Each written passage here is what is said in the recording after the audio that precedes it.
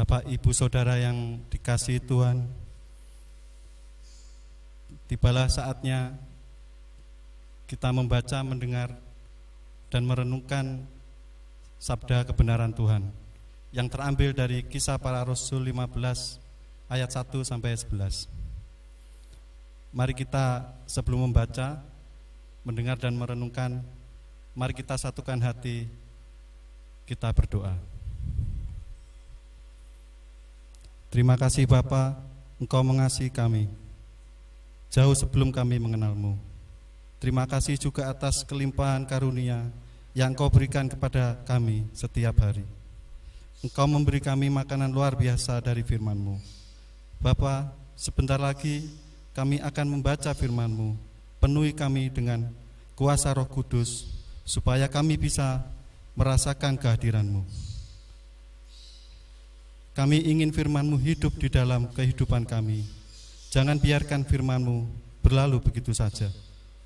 Mampukan kami untuk selalu merenungkan dan melaksanakan firman-Mu setiap hari apapun tantangannya. Biarkan firman-Mu menjadi penuntun jalan hidup kami. Bapa, dengarlah doa kami. Dalam nama Yesus kami berdoa. Amin. Saya akan membacakan sabda kebenaran Tuhan yang terambil dari Kisah Para Rasul 15 ayat 1 sampai 11.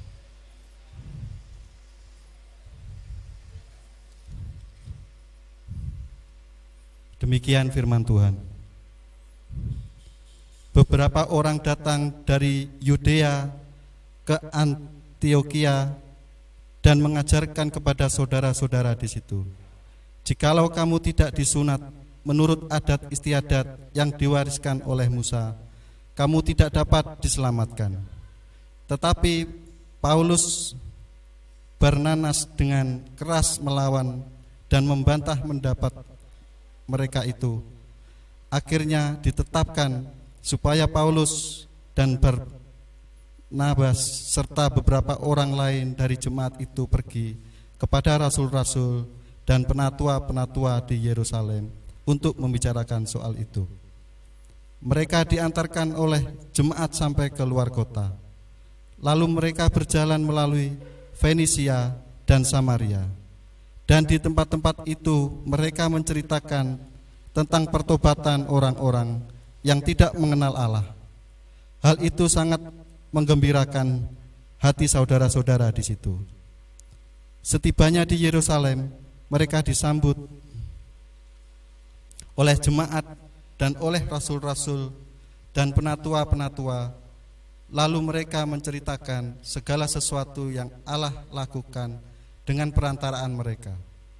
Tetapi beberapa orang dari golongan Farisi yang telah menjadi percaya datang dan berkata, orang-orang bukan Yahudi harus disunat dan diwajibkan untuk menuruti hukum Musa. Maka bersidanglah rasul-rasul dan penatua-penatua untuk membicarakan soal itu. Sesudah beberapa waktu lamanya berlangsung pertukaran pikiran mengenai soal itu, berdirilah Petrus dan berkata kepada mereka, hai saudara-saudaraku, kamu tahu bahwa telah sejak semula Allah memilih aku dari antara kamu, supaya dengan perantaraan mulutku bangsa-bangsa lain mendengar berita Injil dan menjadi percaya.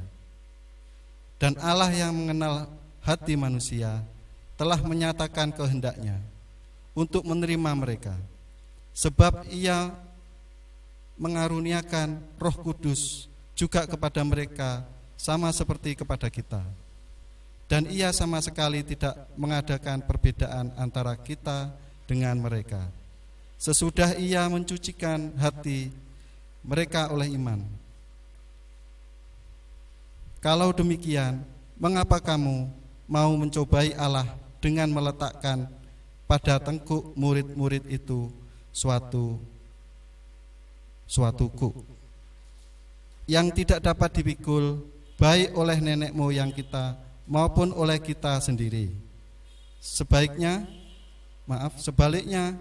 kita percaya bahwa oleh kasih karunia Tuhan Yesus Kristus kita akan beroleh keselamatan, sama seperti mereka juga. Amin.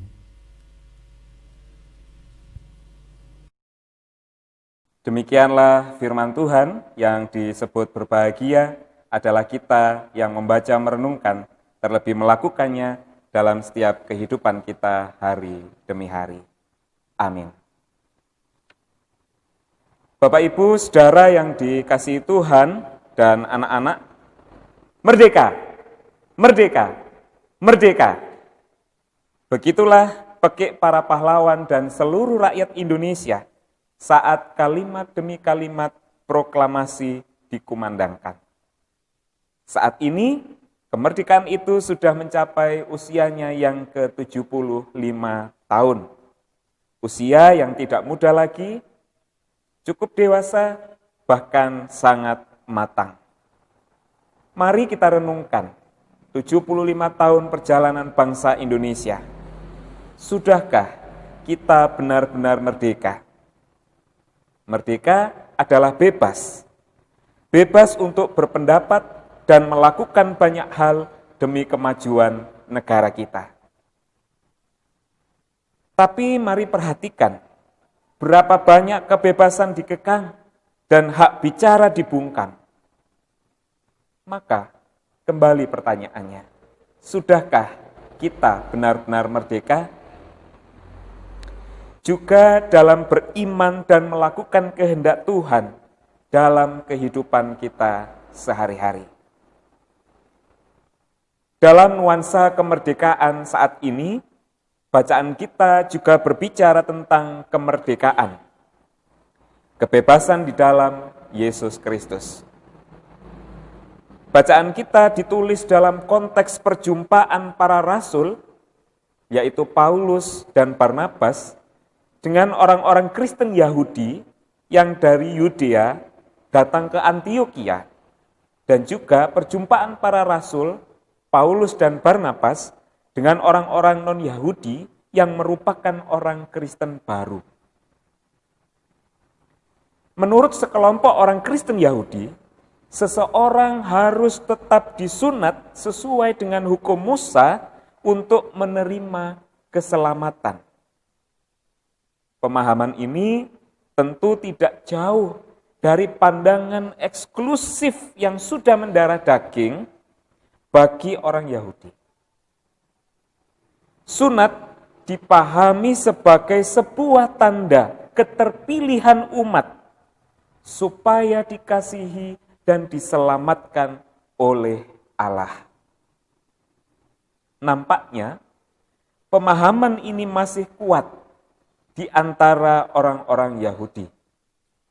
Sehingga sekalipun sudah menerima Tuhan Yesus dan dibaptis, mereka tetap bersikeras mempertahankan hukum yang demikian. Para rasul menyatakan bahwa barang siapa sudah menyerahkan dirinya untuk dibaptis dan percaya kepada Yesus Kristus, maka tidak ada hukum lain lagi yang wajib dikerjakan termasuk hukum Musa. Demikian pembelaan para rasul yang menyatakan ketika seseorang telah dibaptis percaya mengikut Yesus, maka dia meninggalkan seluruh kehidupannya di masa lalu, seluruh belenggu-belenggu dosa, dan hidup di dalam keselamatan, hidup di dalam kasih karunia Kristus, tanpa lagi memberlakukan hukum-hukum yang justru membelenggu mereka. Kehadiran Paulus dan Barnabas adalah untuk mendobrak dan memperbaiki pemahaman yang keliru ini. Jadi terjadi pertentangan antara orang-orang Kristen Yahudi dan orang-orang Kristen yang non-Yahudi. Orang-orang Kristen Yahudi berpendapat bahwa sekalipun menerima Yesus, tapi mereka tetap harus sunat. Sementara ini pemahaman yang tidak dimiliki oleh orang-orang Kristen non-Yahudi. Maka dirasa perlu diluruskan oleh Paulus dan Barnabas. Demi kebaikan bersama, Paulus dan Barnabas diajak untuk duduk bersama dengan rasul-rasul dan penatua-penatua di Yerusalem. Mereka bertemu, berkumpul bersama. Mereka pergi dan bersidang bersama-sama di Yerusalem. Dalam pertemuan itu ada juga Petrus yang mengungkapkan bahwa hal yang disampaikan oleh orang-orang Kristen Yahudi tidaklah tepat. Bagi Petrus, Allah juga telah mengaruniakan Roh Kudus kepada semua orang, termasuk mereka yang bukan Yahudi, dan telah menyucikan mereka, orang-orang Kristen non-Yahudi itu oleh iman. Sehingga bagi Petrus, tidak perlu lagi orang-orang itu dibebani dengan peraturan-peraturan orang-orang Yahudi yang mereka warisi dari nenek moyang mereka, yang bahkan mereka sendiri belum tentu bisa menjalankannya, belum tentu mampu menjalankannya. Maka setiap orang oleh kasih karunia Yesus Kristus akan beroleh keselamatan. Setiap orang oleh kasih karunia Yesus akan beroleh keselamatan, tanpa lagi harus melakukan hukum-hukum yang ada. Keselamatan yang sama juga telah kita terima di masa kita sekarang ini. Keselamatan yang dikaruniakan oleh Tuhan Yesus Kristus bagi setiap orang yang percaya kepadanya. Keselamatan yang diberikan secara cuma-cuma dan tanpa syarat. Hanya oleh kasih karunia-Nya kita diselamatkan. Sama sekali bukan karena hasil usaha kita. Bukan karena kebaikan-kebaikan kita, bukan karena kondisi ekonomi kita yang baik, bukan karena keluarga kita yang baik, bukan karena kita melakukan kebaikan-kebaikan yang luar biasa dan dicatat di berbagai media massa. Hanya oleh kasih karunia kita diselamatkan. Kasih karunia Yesus Kristus telah membebaskan kita dari segala belenggu-belenggu dosa. Kasih karunia itu mengarahkan kita untuk senantiasa berada di jalan yang telah ditentukan oleh Tuhan. Selama menapaki jalan itu, dengan kemerdekaan dan kebebasan yang kita peroleh dengan cuma-cuma, dengan tanpa syarat tadi, kita dipanggil untuk membawa kemerdekaan bagi sesama kita. Tentu kita merasa tidak nyaman ketika kita sedang berada di dalam penindasan, tekanan. Tentu kita mengharapkan kemerdekaan, bebas melakukan apapun, bebas berpendapat, bebas untuk ini dan itu. Tentu kita semua merindukan kemerdekaan itu. Dan kita telah menerimanya secara cuma-cuma tanpa syarat di dalam Tuhan Yesus Kristus. Ada amin, saudara? Ya, tapi belum selesai. Masih lanjut, karena biasanya kalau sudah amin itu dikira selesai ya. Kita yang telah dimerdekakan oleh Tuhan Yesus Kristus hanya karena kasih karunia-Nya dipanggil untuk juga hidup bersama, memerdekakan, hidup dalam kemerdekaan dengan sesama kita. Kita dipanggil untuk mengulurkan tangan kita bagi mereka yang kekurangan sandang, pangan, dan papan. Kita dipanggil untuk menyediakan diri, menyediakan hati bagi mereka yang susah, yang kesepian, terpuruk dalam kesedihan. Sehingga kita semua tanpa terkecuali benar-benar merdeka. Saya mengajak kita untuk kita renungkan kehidupan kita bersama dengan orang-orang yang ada di sekeliling kita. Di tengah-tengah keluarga kita, di tengah-tengah jemaat kita, di tengah-tengah masyarakat kita, di tengah-tengah tempat kerja kita, dimanapun Tuhan tempatkan kita, mari kita lihat. Ketika kita mengakui bahwa kita adalah orang yang merdeka, bagaimana kondisi orang-orang yang ada di sekeliling kita? Kita belum merdeka, selama kondisi di sekitar kita masih banyak orang-orang yang belum merdeka. Karena kemerdekaan yang sejati adalah kemerdekaan di dalam Yesus, kemerdekaan yang dirasakan oleh semua orang. Kalau kemerdekaan itu baru kita rasakan, pekerjaan nyaman, tapi teman-teman kita tertindas, teman-teman kita cari pekerjaan, teman-teman kita, kalau orang Jawa bilang itu di pelosoro gitu ya, kita tentu belum merdeka. Karena kita merdeka, kita bebas di atas penderitaan orang lain. Ini bukan kemerdekaan yang sejati. Kemerdekaan yang sejati adalah ketika kita merasakan merdeka secara bersama-sama, dalam hidup kebersamaan kita, dalam hidup komunal kita. Baik di keluarga, masyarakat, tempat kerja kita, jemaat kita. Selama masih ada yang tertindas, selama masih ada yang merasa terpuruk, sedih, selama masih ada yang kekurangan, kita belum benar-benar merdeka. Bapak, Ibu, Saudara yang dikasihi Tuhan serta anak-anak, mari kita saling memerdekakan. Caranya tadi, menolong mereka yang kekurangan sandang pangan papan, menyediakan diri bagi mereka yang sedih hati, terpuruk, bahkan mau bunuh diri, gitu ya. Kita sediakan diri kita memerdekakan mereka, melepaskan mereka juga dari tekanan kita. Hanya bisa dilakukan ketika kita sudah merasa benar-benar merdeka. Oleh sebab itu, mari bersama-sama kita menyadari kita telah merdeka. Kita telah merdeka di dalam Yesus. Mari kita hidup saling memerdekakan. Mari saling merangkul dengan kasih. Itu adalah tema kita hari ini. Merdeka. Merangkul dengan kasih. Merangkul dengan kasih. Tanpa syarat, tanpa saling membebani satu dengan yang lainnya.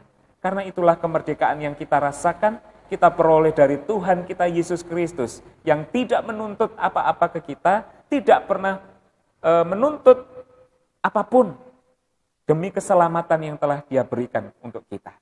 Oleh sebab itu, marilah kita juga memberlakukan hal yang sama bagi sesama kita. Mari mengasihi, mari merangkul dengan kasih, tanpa syarat, tanpa membebani satu dengan yang lain. Merdeka, merdeka, merdeka. Selamat merangkul dengan kasih, selamat memerdekakan. Tuhan Yesus memberkati kita sekalian. Amin. Mari kita mengambil saat teduh, mengamini firman Tuhan pada saat ini.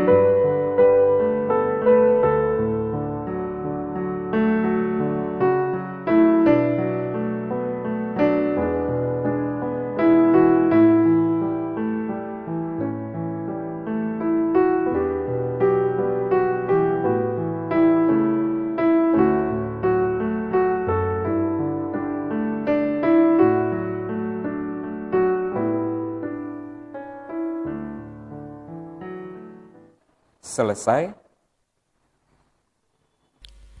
Bapak, Ibu, Saudara yang dikasihi Tuhan Yesus, bersama seluruh umat percaya, mari kita kembali memperbarui iman percaya kita dengan pengakuan iman rasuli. Untuk itu kami undang untuk bangkit berdiri.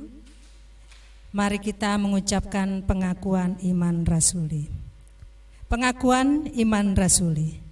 Aku percaya kepada Allah Bapa yang Maha Kuasa, Khalik langit dan bumi, dan kepada Yesus Kristus anaknya yang tunggal Tuhan kita, yang dikandung daripada Roh Kudus, lahir dari anak darah Maria, yang menderita di bawah pemerintahan Pontius Pilatus, disalibkan, mati dan dikuburkan, turun ke dalam kerajaan maut.